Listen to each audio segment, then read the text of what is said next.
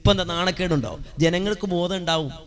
ജനങ്ങൾ ദീൻ പഠിക്കാൻ തുടങ്ങും. ജനങ്ങൾ ദീൻ പഠിക്കുമ്പോൾ മുസ്ലിയാക്കന്മാർ എങ്ങോട്ടോ ഇതൊക്കെ ഇട്ടിട്ട് ഓടുന്നത്? ഈ ഭണ്ഡാരമൊക്കെ വലിച്ചെറിഞ്ഞ് എങ്ങോട്ടാ ഓടുന്നത്? നിങ്ങൾ മനസ്സിലാക്കണം. അപ്പോൾ ജനങ്ങളോട് ഇത് കൽപ്പിച്ചു, ജനങ്ങളത് ചെയ്തു. എന്നാൽ ഇപ്പോൾ ജനങ്ങൾ കൃത്യം കാര്യങ്ങൾ മനസ്സിലാക്കി വരുമ്പോ ഞങ്ങൾ ഉത്തരവാദിത്തം ഞങ്ങളറിയില്ല എന്ന് പറഞ്ഞാൽ ഈ പറഞ്ഞതൊക്കെ എവിടെ പോകും? എഴുതി കൂട്ടിയതൊക്കെ എവിടെ പോകും? ഇനി അത് മാത്രമല്ല, ഉറൂസിൽ നടക്കുന്ന കാര്യങ്ങൾ, ഭീമാപ്പള്ളി ഉറൂസിൽ എന്തൊക്കെ നടക്കുന്നുണ്ട്? ഇവരോട്ട് ബന്ധമില്ലാന്ന് ഇവർ പറയും. ഞാനതിന് തെളിവ് ഞാൻ വെച്ചു തരും. എന്തൊക്കെ നടക്കുന്നുണ്ട്? ഗാനമേള നടക്കുന്നുണ്ട്, തോന്നിയാസം നടക്കുന്നുണ്ട്. ബന്ധമില്ല എന്ന് പറഞ്ഞ് ഒഴിയാനാ പോണത്.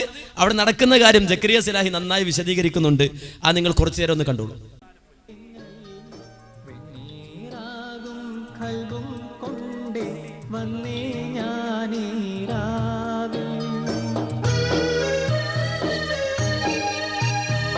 സുന്നത്ത് ജമാഅത്തിന്റെ താലപ്പൊലിയ.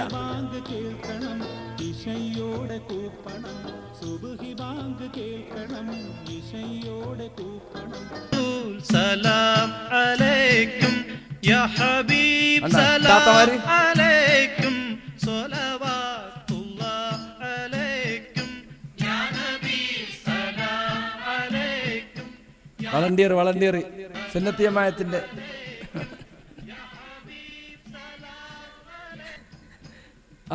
അതാണ് കുറ്റ്യാടി ഭാഗത്തുള്ളാന്ന് തോന്നുന്നുണ്ട്.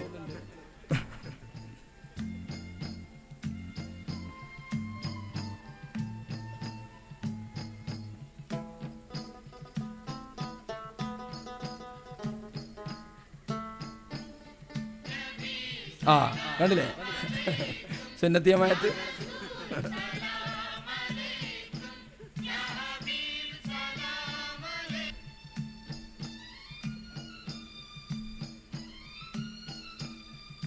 ഭീമാപ്പള്ളി ഉറൂസാണ്. മുസ്ലിംമാര്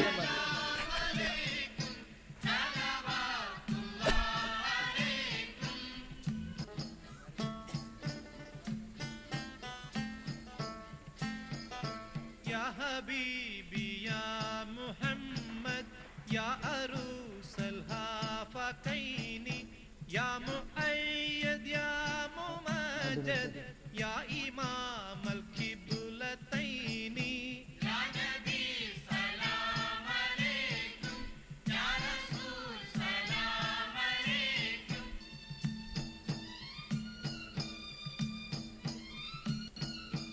ഇതൊക്കെ വെറുതെ നടത്തുന്നതല്ല, അതൊക്കെ ഫത്വന്റെ അടിസ്ഥാനത്തിൽ നടത്തുന്നതാ.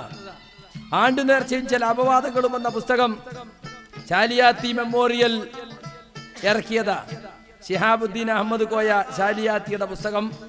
KM മുഹമ്മദ് കോയ, കണ്ടോ പേരോടിന്റെ ആളുകള്. ആക്ഷേപങ്ങൾ, വിമർശനങ്ങൾ എന്ന് പറഞ്ഞിട്ട് ഈ പുസ്തകത്തിലൊരു അധ്യായമുണ്ട്. അതിലെന്താ ചോദിക്കുന്നറിയോ? ആണും പെണ്ണും കൂടിക്കലരുന്നതിന് തെറ്റുണ്ടോ എന്താ ചോദിക്കുന്നത്. നേർച്ചയിൽ ആണും പെണ്ണും കൂടിക്കലരുന്നു എന്ന് ആക്ഷേപമുണ്ടല്ലോ. അതിനെന്താ മറുപടി എന്നറിയോ? ഒരാൾ തന്റെ മകന്റെയോ മകളുടെയോ വിവാഹാടിയന്തരം ആഘോഷപൂർവ്വം നടത്തുന്നുവെന്ന് വെക്കുക. ക്ഷണിക്കപ്പെട്ട അയൽവാസികളും കുടുംബാദികളും സ്നേഹജനങ്ങളുമായി ധാരാളം പുരുഷന്മാരും സ്ത്രീകളും യുവാക്കളും യുവതികളും അവിടെ പങ്കെടുത്തിട്ടുണ്ട്. ആതിഥേയരുടെ ശ്രദ്ധ അതിഥികളെ സ്വീകരിക്കുന്നതിനും സദ്യ ഏർപ്പാട് ചെയ്യുന്നതിനും മുഴുകിയിരിക്കുകയാണ്. അതേ അവസരത്തിൽ അവിടെ പങ്കെടുത്തവരിൽപ്പെട്ട ചില യുവതി യുവാക്കൾ തമ്മിൽ അട്ടഹസിച്ചും പൊട്ടിച്ചിരിച്ചും കുത്തുവാക്കൾ പറഞ്ഞും ശൃംഗരിക്കുകയാണ്. കണ്ടോ, ആണും പെണ്ണും കൂടിക്കലർന്ന രംഗം കാണുന്നില്ലേ? അങ്ങനെയൊക്കെ വിവാഹാടിയന്തരത്തിനും സംഭവിക്കുന്ന മൂപ്പര് പറയാൻ പോണത്. ഒരുപക്ഷെ വ്യഭിചാരം തന്നെയും നടന്നെന്നും വരാം. ഇങ്ങനെയെല്ലാം സംഭവിക്കാൻ ഹിതമുള്ളത് കൊണ്ട് വിവാഹാഘോഷങ്ങൾ നടത്തുന്ന അനിസ്ലാമികമാണെന്നോ അനാചാരമാണെന്നോ പറയാനൊക്കുമോ? പാണും പെണ്ണും കൂടിക്കലർന്ന് സത്യം ചെയ്യണ കയറാണെന്നാ പറയുന്നത്. അതിന് കൂടിക്കലർന്ന് നിങ്ങൾ കണ്ടില്ല, മോരും മുതലയും കറി വെച്ച പോലെ ഉണ്ട്. സുന്നത്ത് ജമാഅത്തിന്റെ കുട്ടികൾ കൂക്കണുണ്ടോ?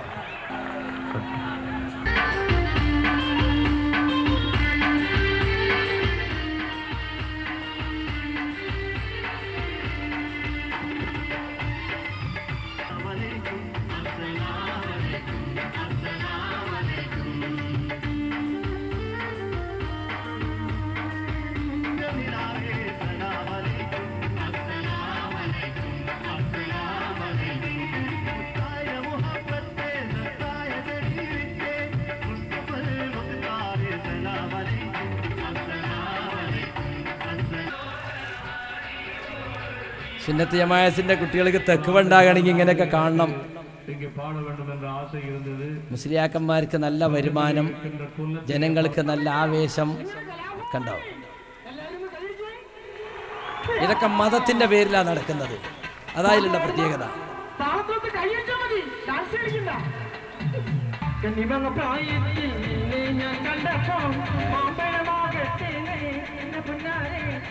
നല്ല സിനിമ പാട്ട് ജാറത്തിലെ ഉറൂസിനോടനുബന്ധിച്ച് എല്ലാവിധ താളമേളങ്ങളോടുകൂടി സിനിമ പാട്ട് പാടുക, ആണും പെണ്ണും തുള്ളുക. ഇതൊക്കെ വലിയ പുണ്യമായിട്ടാണ് മുസ്ലിയാക്കന്മാർ അവതരിപ്പിക്കുന്നത്. കണ്ടോ? ഇത് തടഞ്ഞു നിർത്താൻ സാധിക്കുന്നില്ല. കണ്ടോ? സിറാജുല്ലുദയിലെ കുട്ടികളാണോ എന്നറിയില്ല.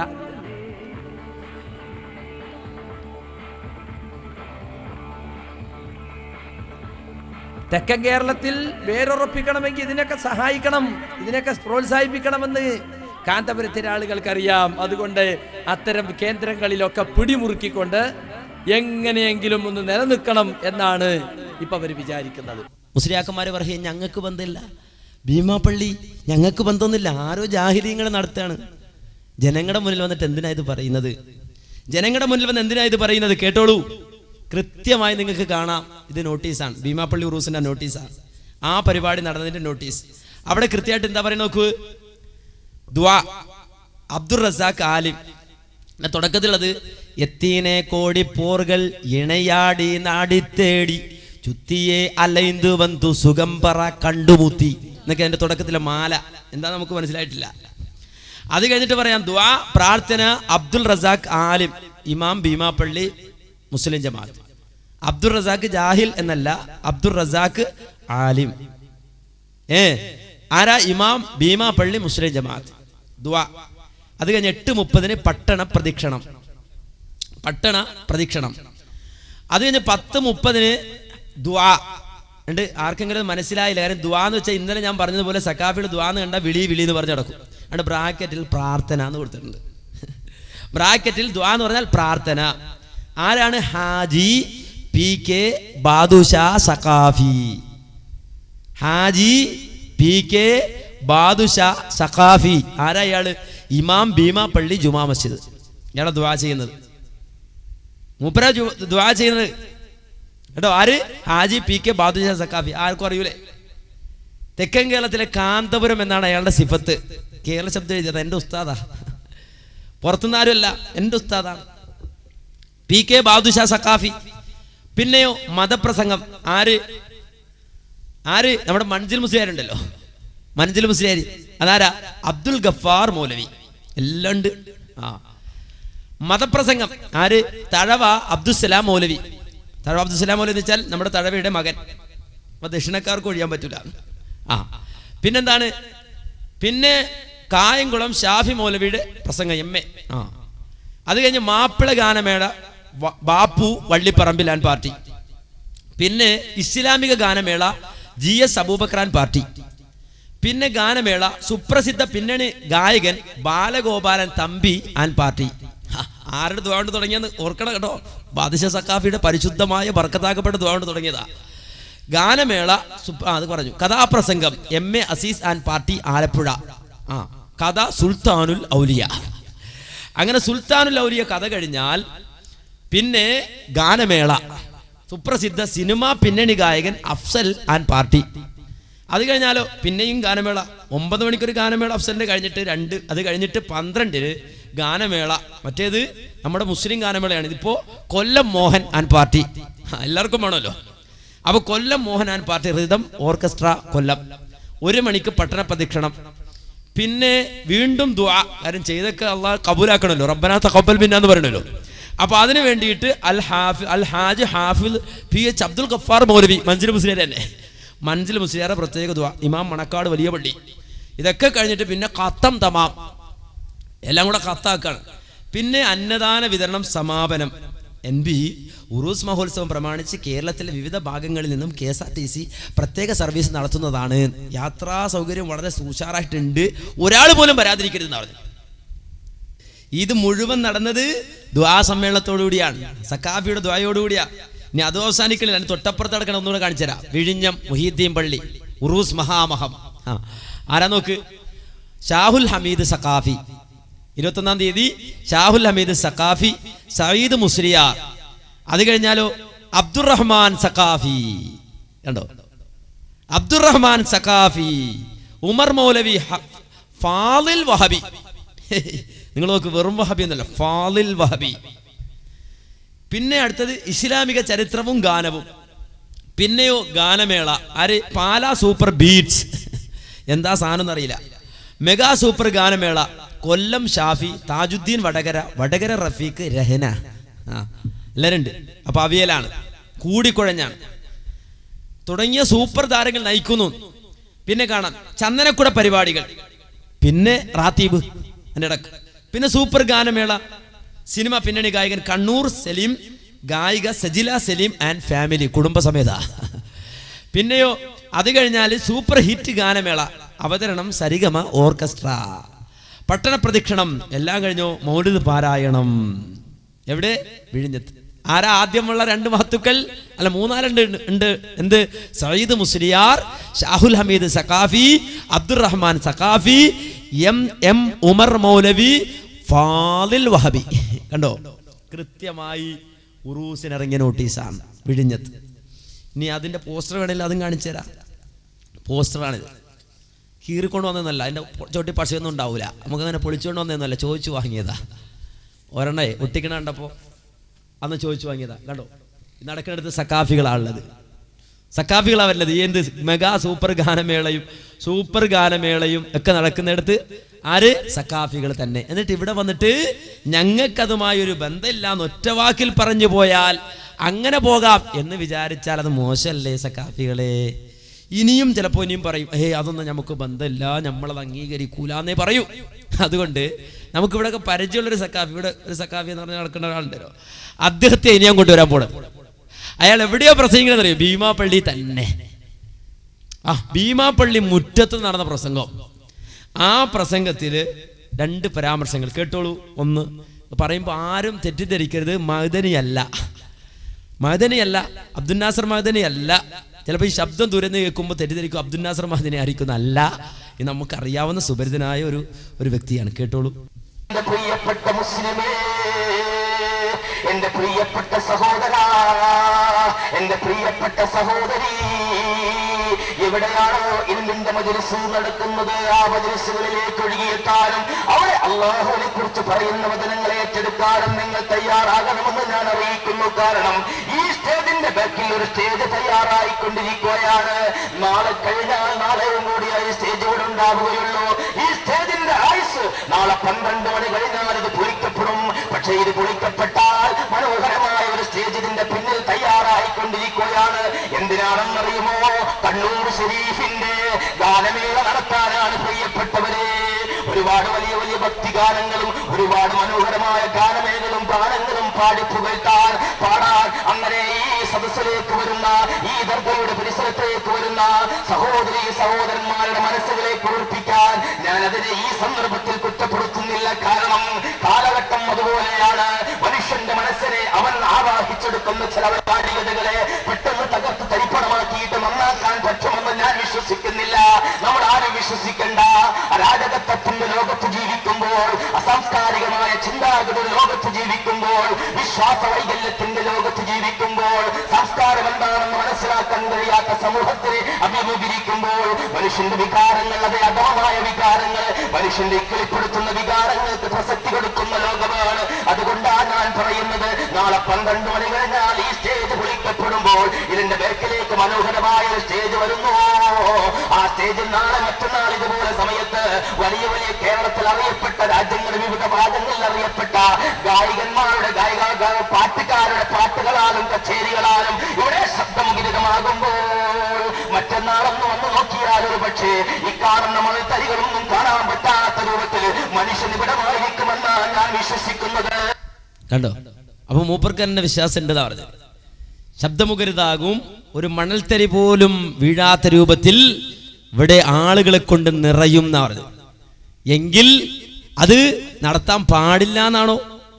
അതവിടെ നടക്കരുത് എന്നാണോ? ഈ സ്റ്റേജ്, ഈ മർക്കത്തായ മജ്ലിസ് പൊളിച്ചിട്ട് ഇതിന്റെ പുറകിൽ ഉയർന്നു വരുന്ന ആ സ്റ്റേജ് അവിടെ ഉയരാൻ പാടില്ല. അത് തെറ്റാണ്, അത് കുറ്റകരമാണ്, അത് ഹറാമാണ്, അള്ളാഹുവിന്റെ അടുക്കൽ പാപത്തിന് വിധേയമാകുന്ന അവസ്ഥയാണ്.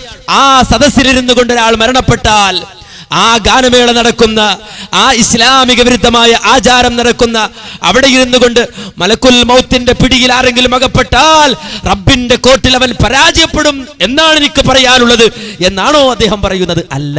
പിന്നെയോ? കേട്ടോളൂ. സദസ്സിന്റെ പ്രത്യേകതയെ കുറിച്ച് ഞാൻ കൂടുതലൊന്നും പറയാൻ ഉദ്ദേശിക്കാത്തത്, അത് മനസ്സിലാക്കാൻ കഴിവുള്ളവരാണ് ഈ ഭീമാപള്ളിയുടെ പരിസരത്തുള്ളവരെന്നും ദൂരങ്ങളിൽ നിന്ന് കടന്നു വന്നവരായ സഹോദരന്മാരെന്നും ഞാൻ വിശ്വസിക്കുന്നു. അതുകൊണ്ട് അങ്ങ് നാളെ മറ്റന്നാൾ കടന്നു വരുന്ന മനോഹരമായ അലങ്കരിക്കപ്പെട്ട സ്റ്റേജിൽ വെച്ചുകൊണ്ട് നടത്തപ്പെടുന്ന കലാമേളകളെ നിങ്ങൾ ആസ്വദിക്കണ്ട, അത് കേൾക്കണ്ട എന്നൊന്നും ഞാൻ പറയുന്നില്ല. കാരണം നമ്മുടെ ബഹുമാനപ്പെട്ട ഭീമാപള്ളി ജമാഅത്തിന്റെ കമ്മിറ്റിക്കാര് അവരുടെ ആധികാരികമായ സ്റ്റേജാണത്. എന്തുകൊണ്ടാണ് അവരതിനെ സംഘടിപ്പിക്കുന്നതെന്ന് അന്വേഷിക്കുമ്പോൾ മനസ്സിലാക്കാൻ പറ്റുന്ന ചില അനിഷേധ്യ സത്യങ്ങളുണ്ട്. അതുകൊണ്ട് അതിനെ ഞാൻ കുറ്റപ്പെടുത്തുന്നുമില്ല. കാരണം ഇവിടെ കേവലം മുസ്ലിം സഹോദരന്മാര് മാത്രമല്ല, മുസ്ലിം സഹോദരിമാര് മാത്രമല്ല, ഇസ്ലാമിന്റെ വെല്ലുവിളിച്ചം എന്താണെന്ന് മനസ്സിലാക്കാൻ കഴിയാത്ത ഒരുപാട് മനുഷ്യ സഹോദരന്മാർ ഇവിടെ കടന്നു വരുന്നുണ്ട്. എന്തിനു വേണ്ടിയാണെന്നറിയുമോ? ഭീമാബീവിയുടെ ആത്മീയ സാന്നിധ്യത്തിൽ നിന്ന് തങ്ങളുടെ മനസ്സിന്റെ ദുഃഖങ്ങളും വിഷമങ്ങളും അകറ്റിവെക്കാൻ കഴിയുമെന്ന വിശ്വാസത്തോടുകൂടെ അങ്ങനെ കടന്നു വരുന്ന സഹോദരന്മാരുടെ ആ കാലികമായ വൈകാരികതകളെ ഉൾക്കൊള്ളുകയും അവരുടെ മനസ്സിന്റെ ഉള്ളിലേക്ക് ഇസ്ലാമികമായ ചിന്തകളെ കടത്തിവിടാൻ ഒരു പക്ഷേ ആ ഗാനമേള കൊണ്ട് കഴിയുമോ എന്ന് അവർ വിശ്വസിച്ചിരിക്കാം. എനിക്കറിയില്ല. എന്തായാലും ഈ സദസ്സിൽ വെച്ച് ഞാൻ അതിനെ ഒരു വിഷയത്തിൽ വിമർശിക്കുന്നില്ല. കണ്ടോ? അപ്പൊ ഇസ്ലാം കടത്തിവിടുന്നത് എങ്ങനെ? ഗാനമേളയിലൂടെ. മാതല്ലാ, അല്ലാഹ് കാത്തുരക്ഷിക്കുമാറാകട്ടെ. തൗബ ചെയ്ത് മടങ്ങൂ. കാര്യം അമുസ്ലിങ്ങൾ ചിലപ്പോൾ വരും ദർഗയിലെ ഭീമാ ബീവിയുടെ മുന്നിൽ വന്നുകൊണ്ട് സ്വാതന്ത്ര്യം അന്വേഷിച്ച്, അഭയമന്വേഷിച്ച് വരുന്ന അമുസ്ലിങ്ങളായ ആളുകളിലേക്ക് ഇസ്ലാമിന്റെ ആ സന്ദേശം കടത്തിവിടാൻ ഒരുപക്ഷെ ഭീമാപള്ളിയുടെ ഔദ്യോഗികമായ സ്റ്റേജിൽ നടക്കുന്ന ആ ഗാനമേള ഉപകരിച്ചേക്കാം. എനിക്കറിഞ്ഞുകൂടാ, അറിയാത്തത് പറയരുതല്ലോ. അപ്പൊ ഇത് ഞങ്ങളുമായിട്ട് ബന്ധമില്ല എന്ന് പറയണത് എങ്ങനെ? ഞങ്ങളൊക്കെ മുഴുവൻ തള്ളിക്കളഞ്ഞു എന്ന് പറയണത് എങ്ങനെ? ഞങ്ങളുമായിട്ട് യാതൊരുവിധ ബന്ധമില്ല. നോക്ക് നിങ്ങൾ, നോട്ടീസിന്റെ ഒരു കെട്ടനുണ്ട്. അത് പോരെങ്കിൽ വിഷ്വലുമുണ്ട്. എന്നിട്ടും വന്ന് പറയുന്നത് എന്താണ്? ഞങ്ങൾക്കതുമായി ബന്ധമില്ല. അവിടെ സ്ത്രീകളുണ്ട്, ഉമ്മമാരെ പെങ്ങന്മാരെ എന്ന് വിളിക്കുന്നു. അവിടെ സ്ത്രീകളുണ്ട് ഇല്ലേ? ഗാനമേള നടക്കുമ്പോ ഒരു മണൽത്തരി പോലും വീഴാൻ സ്ഥലമില്ലാത്ത വിധം ഒന്നിച്ചിരിക്കുന്ന ഗാനമേള നടക്കുന്ന ആ സദസ്സിൽ ഉമ്മമാരുണ്ട്, പെങ്ങന്മാരുണ്ട്, മുസ്ലിം സ്ത്രീകളുണ്ട് ഇല്ലേ? വേറെ ആരൊക്കെ ഉണ്ടാകും? എന്നാൽ അതിൽ യാതൊരുവിധ തെറ്റ് കാണുന്നോ, അതിൽ കുറ്റം കാണുന്നോ ഇല്ല, അത് ന്യായീകരിക്കാൻ ശ്രമിക്കുകയാണ് ആ മുസ്ലിം